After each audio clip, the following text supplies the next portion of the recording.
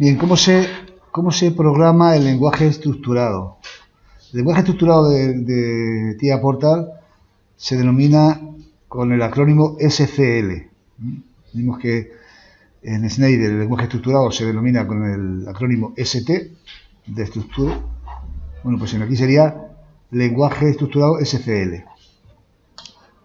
Es una forma de nombrarlo, pero es muy parecido. Sintácticamente es prácticamente idéntico al de Schneider. Las mismas instrucciones, las mismas estructuras que vamos aquí simplemente a referenciar, y lo que vamos a ver aquí sencillamente es el procedimiento para crear un programa o una función más bien el lenguaje estructurado y poderla llamar desde el módulo main, o llamarlo desde el bloque main, o llamarlo desde cualquier otro bloque que haya sido llamado a su vez desde el bloque main. ¿Cómo se hace esto? Es crear una función. Para crear un programa de lenguaje estructurado es crear una función que, ya digo, ya será llamada desde otro bloque anterior, y indicar en esa función el lenguaje SCL. Simplemente es así de fácil, ¿vale? Es decir, crearíamos una función, agregar nuevo bloque, crear nueva función y, como veis aquí, marcar el lenguaje SCL. Voy a ir haciéndolo yo con el TIA Portal. Digamos, tendríamos aquí una ya creada dentro del bloque de programa. Sería agregar nuevo bloque, elegiríamos función, y aquí dentro de función elegiríamos el lenguaje SCL. La numeración es automático, lo que yo puedo es cambiarle el nombre, pone por defecto bloque subrayado 1, bloque barra baja 1, perdón, y yo aquí puedo cambiar el nombre. Yo lo voy a dejar ahí tal y cual, ¿no? Pero vamos, el nombre siempre se le puede cambiar. Y el número no hace referencia a este número 1, porque yo lo puedo borrar, ¿no?, sino al nombre interno que utiliza TIA Portal para referirse a las funciones, que es FC y un número, siempre. Ahora cuando yo lo cree, lo vais a ver, aquí se va a crear una función que se va a llamar bloque barra baja 1, y luego entre corchetes, pues igual que aquí en main aparece entre corchetes OB1 como nombre interno, aquí aparece como función FC y luego un número. Entonces ese número yo puedo cambiarle. Si en el apartado anterior cambio yo y no lo pongo automático y cambio el número. En cualquier caso, una vez que se ha creado la función, ya simplemente es un fichero que se ha abierto y en el cual yo puedo escribir aquí ya las instrucciones. ¿Veis que hay instrucciones ya aquí, las más genéricas? La instrucción if, case of, for, to, while, y las más características del lenguaje, parecido al lenguaje que teníamos en ST, y muy parecido también a otros lenguajes como el C. Pasa que aquí la sintaxis o la estructura de estos lenguajes de autómata suelen llevar la sintaxis del Pascal. No se encierran los parámetros y las instrucciones no se encierran dentro de corchetes, sino que hay son caracteres delimitadores, son palabras. Por ejemplo, sabéis que en la instrucción if tiene el término if, luego viene la instrucción lógica, luego then, y luego para terminar pone un end if, fin de if, ¿vale? O sea, son palabras. El C sabéis que es if y luego son corchetes para iniciar y para terminar, y te podéis poner lo que sea. Bueno, sabéis que hay varios lenguajes, los autómatas, bueno, pues luego cada uno emplea el que le resulte el más fácil, aunque luego hay lenguajes que son más proclives a crear tipos de funciones con un lenguaje a crearlas con otro. Pero por ejemplo, los eléctricos tiramos mucho al lenguaje de contactos, los electrónicos a los bloques funcionales, y los informáticos tiran a SCL. Como hay mucho informático programando autómatas de la industria, hay también mucho programa en lenguaje estructurado. Entonces, por lo que hay que darle la importancia que tiene, porque si tenéis que encontraros en alguna ocasión con alguno de esos, si tenéis que revisar o lo que sea, pues que sepáis que hay mucho programado en lenguaje estructurado. Y bueno, se crea el programa así. Veis que, bueno, tiene un número de línea, pero ese número de línea es irrelevante. No nos podemos referir a él ni nada. Simplemente, bueno, se empieza a escribir y yo puedo escribir textualmente o introducir las instrucciones simplemente dando en la instrucción adecuada y aparece la estructura. He dado la instrucción if y ha aparecido pues lo que yo tengo que escribir. Aquí tengo que poner la condición, que es una función lógica. A partir de aquí, que veis que pone punto y coma, porque las instrucciones hay que separarlas por punto y coma, hay que poner lo que yo quiero que haga dentro de ese if, ¿no? Si yo quiero añadir la condición else, pues nada más que escribirlo.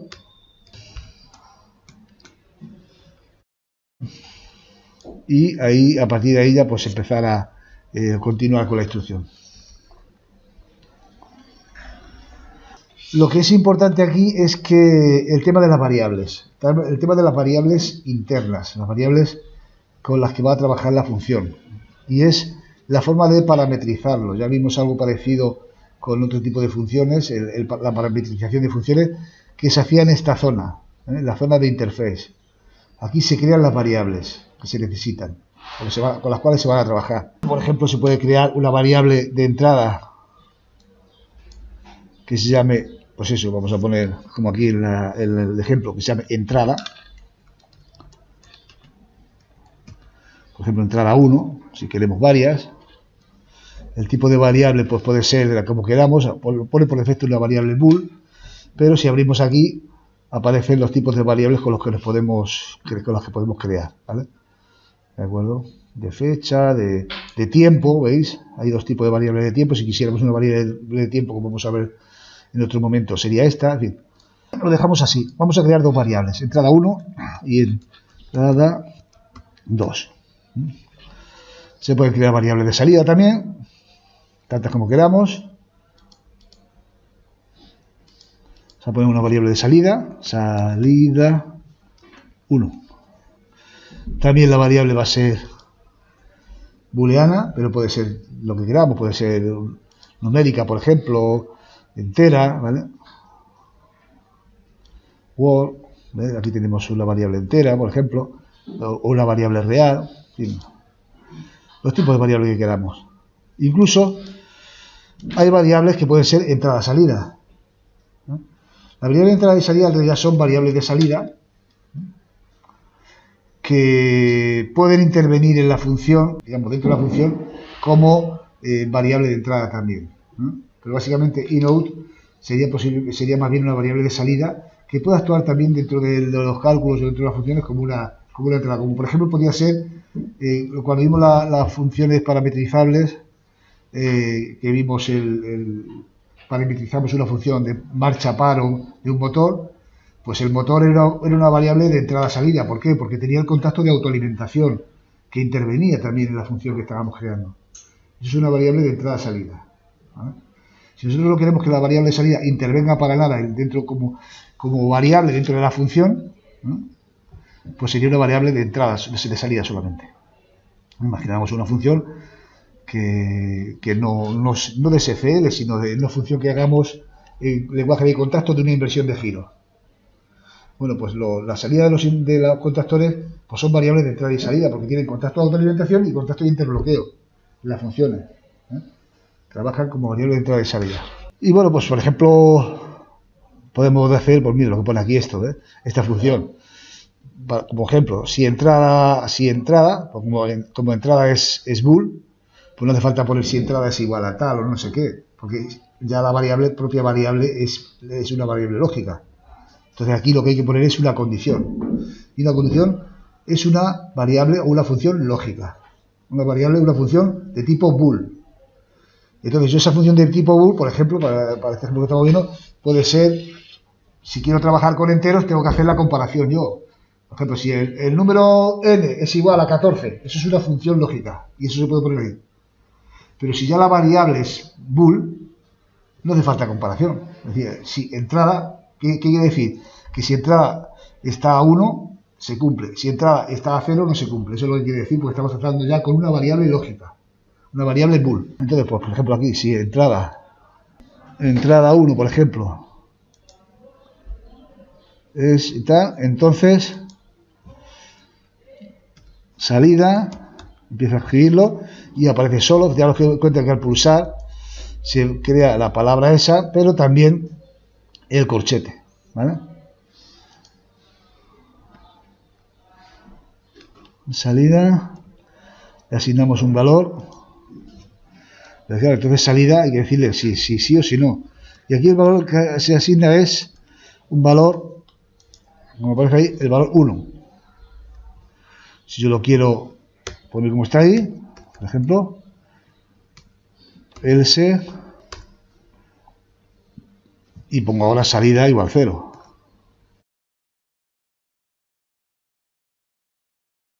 Salida igual 2 puntos igual. Os recuerdo que para el carácter de asignación de valor es 2 puntos igual, porque si ponemos solamente igual estamos haciendo una comparación. Y punto y coma para cerrar ahí. ¿Vale? Sería más o menos un ejemplo de función. Bueno, como hemos puesto dos entradas, voy a hacer para que haya una variante. Si entrada 1 y hacemos una operación lógica, por ejemplo, and not entrada 2,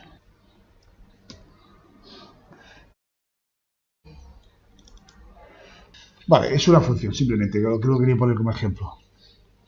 Entonces ya esa función ya está creada, ya la puedo utilizar, ¿vale? Se crean las variables, se construye el código y pues como toda función, pues yo puedo ya, para que se pueda ejecutar, pues yo tengo que llamarla desde el bloque main o desde un bloque que a su vez haya sido llamado desde el bloque main. Es decir, yo ya aquí, si yo quiero llevarla, pues cogería y la pondría ahí.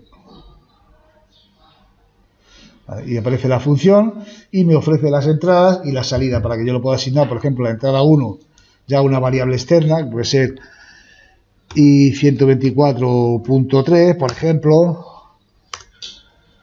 y aquí en esta, pues i124.6, por ejemplo. Ya digo que, bueno, aquí, como en otras ocasiones, antes de utilizar las variables, conviene haberse creado un bloque de variables, para que no aparezca aquí los nombres tag 5, tag 9, que son nombres de símbolos que da el programa por defecto. Entonces, si yo ya he creado mi tabla de variables y la variable 124.3 es S0, por ejemplo, y la variable 124.6 es S1, pues saldría ahí S0 y S1. Y en la salida igual, pues yo cojo una salida, o un marcador, podría ser también, pero vamos, voy a coger aquí una salida, Q124.1, por ejemplo. Y habría programado ya mi función. ¿Cómo funcionaría? Pues al ejecutar main, la salida 1 estaría activada siempre que esté activada la entrada 1 y no esté activada la entrada 2, como se indica en la función que yo he creado. Se utiliza así, como habéis visto. Se puede utilizar varias veces, efectivamente, la misma función para distintos parámetros de entrada y salida. Es decir, al crear una función que tiene parámetros, hemos creado una función parametrizable, programada en SQL, pero no deja de ser una función parametrizada. Entonces, bueno, podemos hacer que el bloque sea un subprograma, o bien también se puede configurar como una función clásica que devuelva un valor. Imagino que en la informática industrial os habrán enseñado la diferencia entre un subprograma y una función. Un subprograma es una función que hace una labor, un trabajo, y una función es algo que devuelve un valor. Aquí queda la cosa un poco difusa, porque efectivamente en el programa este pues también la función está devolviendo de alguna manera un valor. Pues bueno, estamos trabajando con una entrada y asigna una salida. Pero la forma de llamarlo aquí es simplemente llamar al programa con los parámetros. Entonces, la función hay que llamarle los parámetros de entrada, hay que mandarle también el parámetro de salida como parámetro también de la función, y simplemente a la hora de hacer la llamada se hace la llamada y se ejecuta y ya está. Esto si lo viéramos en lenguaje AWL o en otro tipo de lenguaje, o si esta función la utilizáramos a su vez dentro de otra función, pues simplemente sería llamar la función con los parámetros necesarios. Y eso sería una función subprograma, pero una función real, una función típica, que es lo que donde se encuentra realmente la diferencia en lenguajes como el C, por ejemplo, o el Pascal puro, están las subprogramas o subrutinas y las funciones. Esas siempre devuelven un valor. Y una función de ese tipo nunca se llama nombrando directamente la función,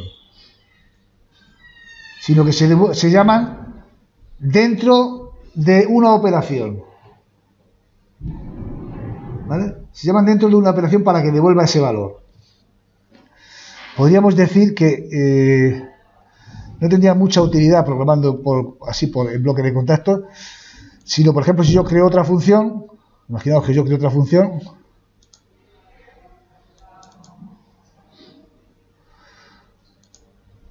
y si yo quiero hacer una llamada a un subprograma, sencillamente aquí pondría el bloque 1, por ejemplo. Bloque 1. Esto, al no ser una función, o sea, al ser un subprograma, se le puede llamar así, ¿vale? Sin embargo, una función tiene que ir dentro de una expresión, no se la puede llamar directamente. Tiene que ir dentro de una expresión, siempre con el carácter 2 puntos igual. Es decir, una función se le llama desde un programa utilizando una expresión. Se diferencia de un subprograma en que devuelve un valor, ¿eh? Por ello, en el interface, en la parte return, sustituimos void por el tipo de datos que queremos que retorne la función. ¿Lo veis ahí? Y después podemos hacer la llamada de esta forma. ¿Veis? Aquí hay un ejemplo, cómo se puede hacer la llamada a esa función fc2, pero sería esa forma de hacer la llamada a la función. ¿De acuerdo? A diferencia de lo que es un subprograma, que simplemente se le llama y ya está, con los parámetros. Aquí hay que incluirlo dentro de una expresión. Esas son las diferencias entre una función subprograma y una función, porque aquí lo confuso es que en el TIA-Portal todos son funciones, pero si no tiene un return, no es una función estrictamente hablando, a la hora de decir que esa función devuelve un valor. Lo que hemos visto es la forma de crear un subprograma o una función en lenguaje SFL, que es lo que os quería mostrar.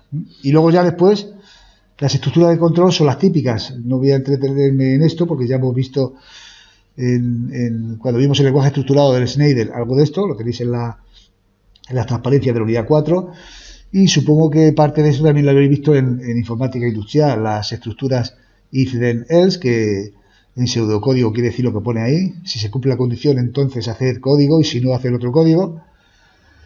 Repetir hasta y while do, que son dos tipos de bucles diferentes, donde siempre hay una condición y se ejecutan una serie de instrucciones si se cumple o no se cumple determinada condición. Repetir hasta, la condición está al final, con lo cual al menos se ejecuta una vez. Es la diferencia con while. While podría no ejecutarse ninguna vez. Entonces, repetir hasta sería repetir un código hasta que se cumpla una condición. Cuando se cumpla esa condición, ya dejar de repetir. También en el sentido se diferencia de while, que es una especie de inversa. Y while do es hacer mientras. O mejor dicho, mientras se cumpla una condición, hacer un código. Entonces son dos bucles muy parecidos, pero que se diferencian en eso. En dos cosas. Primero, la condición en uno es al final y el otro es al principio. Con lo cual el primero, el repeat, se ejecuta al menos una vez. Y luego que la condición es inversa en repeat until con respecto a while do. Repetir hasta es que se cumple el código y cuando se le cumple la condición ya deja de repetirse. Y sin embargo, mientras la condición sea cierta, se repite el código. Y cuando deja de ser cierta, deja de repetirse. Y luego el otro bucle que hay, que es un bucle for to, sabéis que es un bucle que se ejecuta un número determinado de veces.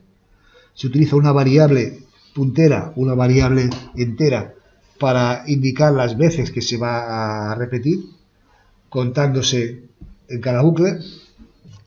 Y case of es una extensión muy parecida a la estructura if then. Es un condicional, no es un bucle. Case of es en función de una variable también entera,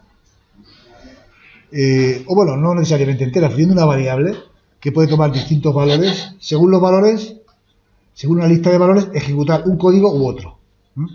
Aquí lo que pasa es que se trata con una sola variable, entonces puede ser variable lógica, variable entera, variable de cualquier tipo. Entonces se puede ejecutar el código 1, código 2, código 3, según esa variable tome distintos valores. Y bueno, otras cosas que se emplean en el lenguaje de este tipo de alto nivel, lenguaje estructurado, son instrucciones de matemáticas con diferentes tipos de datos simples y complejos. Tipos de datos simples, bueno, solamente sabéis que es un solo dato, y complejo es cuando tiene el dato multitud de pequeños datos. Tipo de datos que puede definir el usuario a veces, manejo de tablas, matrices, datos complejos, es decir, son las características propias de cualquier tipo de lenguaje estructurado, ¿no? Entonces, bueno, simplemente es presentaros el lenguaje SQL y que lo veáis la forma de crear esas funciones cuando sea necesario.